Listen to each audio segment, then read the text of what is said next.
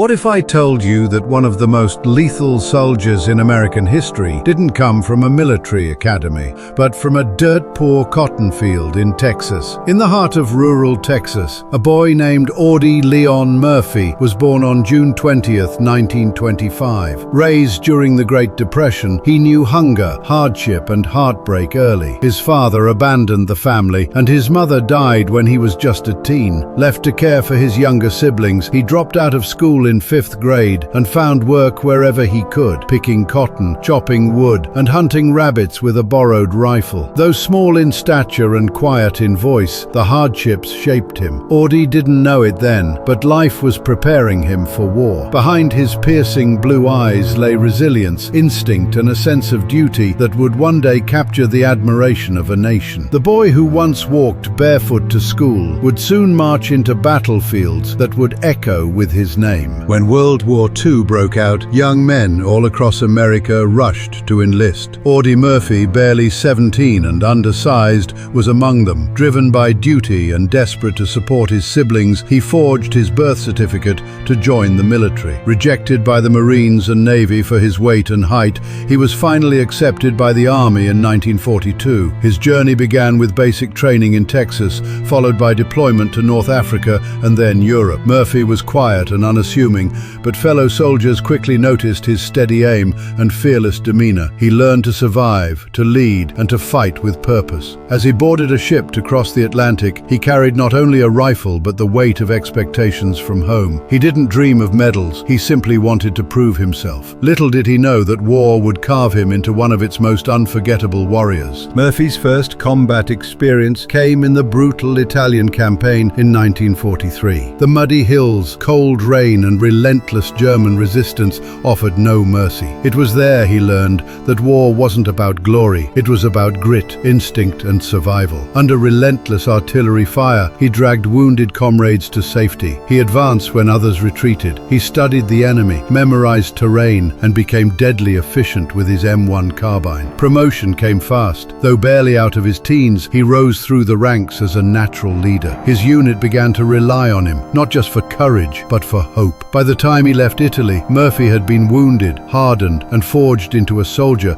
the enemy would soon fear. The boy from Texas had survived his baptism by fire, and he was only getting started. After Italy, Murphy was sent to southern France with the 3rd Infantry Division. There, amid the steep hills and thick forests, he became a legend in the making. In August 1944, near Ramatuelle, he single-handedly took out a German machine gun nest that had pinned his unit. He crawled under fire, lobbed grenades with precision, and emerged unscathed as his enemies fell. His actions saved dozens of lives. Stories of his bravery began to circulate among the troops. Commanders noted his intuition and fearlessness, but Murphy never sought recognition. He only wanted to protect his brothers in arms. Battle after battle, he led from the front, his calm under fire both uncanny and contagious. France would see many more acts of valor from Murphy, but it was these early actions in the hills that revealed a soldier with not just skill, but spirit. January 26, 1945, Holtzwihr, France. Snow blanketed the ground, and German troops were advancing with tanks and infantry. Murphy's company was outgunned and outnumbered. As others fell back, Murphy stayed behind. He climbed atop a burning tank destroyer, its engine threatening to explode, and manned the mounted .50 caliber machine gun. Alone, he held off over 200 German soldiers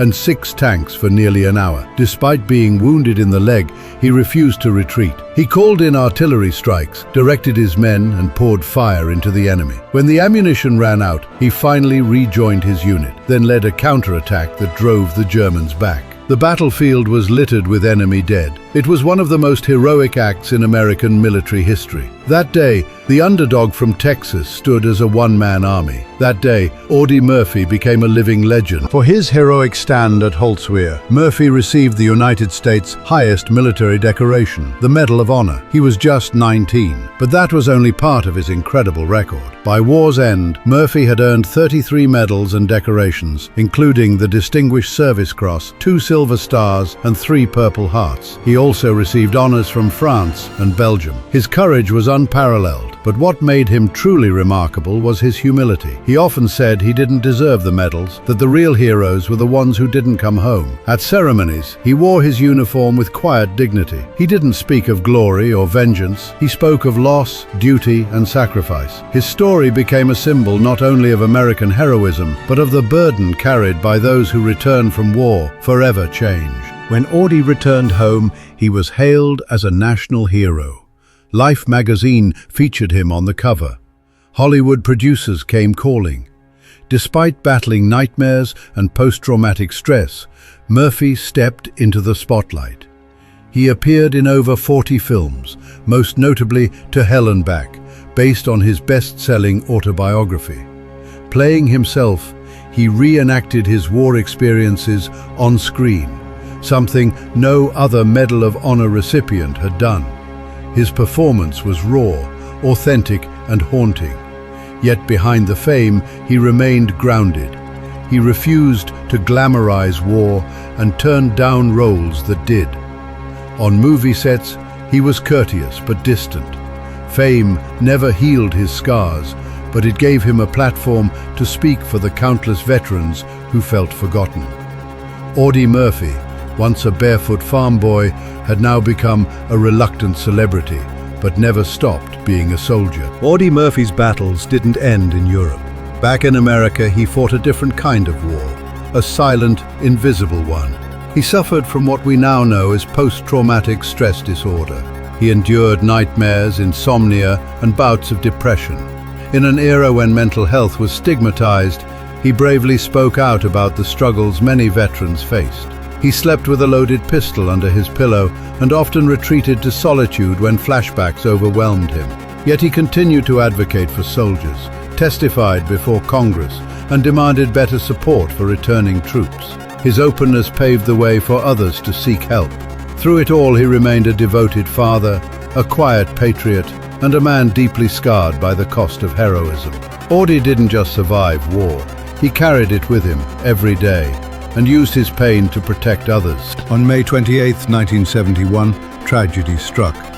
Audie Murphy died in a private plane crash in Virginia. He was only 45. News of his death rippled across the nation.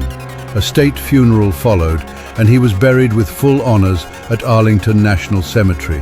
His gravesite quickly became one of the most visited in America, more than even President Kennedy's. Fellow soldiers, fans, and strangers came to pay tribute to a man whose life embodied courage and humility. Despite all his fame, Audie lived simply, gave generously, and never forgot his roots. His death was sudden, but his impact was lasting. The world lost not just a war hero, but a symbol of resilience, decency, and unshakable duty. In life and in death, Audie Murphy stood tall, even when the world tried to bring him down. Audie Murphy's legacy is etched in stone and memory. Schools, highways, hospitals, and monuments bear his name. But beyond these tributes, his true legacy lives in the hearts of those he inspired. He taught us that heroism isn't about bravado, it's about showing up, standing firm, and never giving in. That valor comes in many forms, on battlefields, in hospital rooms, in quiet acts of compassion. He showed that even the smallest among us can do the greatest things. For generations, soldiers have studied his story not just for tactics, but for strength. And civilians have seen in him the best of America, grit, sacrifice, and humility. Audie Murphy didn't want to be a hero, but by living and dying the way he did, he became one. A legend not born, but made. If this story moved you, honor his memory by clicking like and subscribing to our channel. More forgotten legends and untold histories await. Let's keep their stories alive, together.